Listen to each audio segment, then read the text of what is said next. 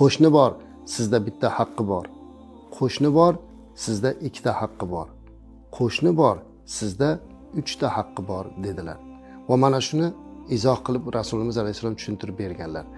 Bitta haqqi bor qo'shni qaysi qo'shni desa, bu shunday qo'shniki, g'ayridin, musulmon bo'lmagan qo'shni.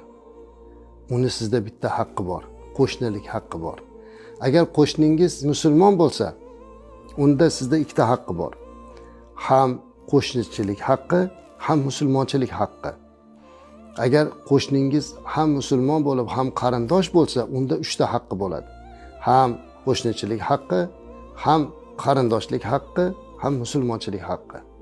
Musulmon bo'lmagan qo'shnini sizda qo'shnichilik haqqi deganda, shundayki hattoki siz unga ovqatingizni hidi bilan ham ozor berishingiz mumkin emas. Qo'shnilik haqqi bor.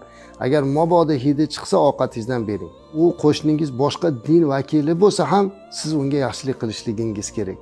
Payg'ambarimiz alayhisalom shunga o'rgatganlar, mana shunaqa qo'shnilar bilan muomala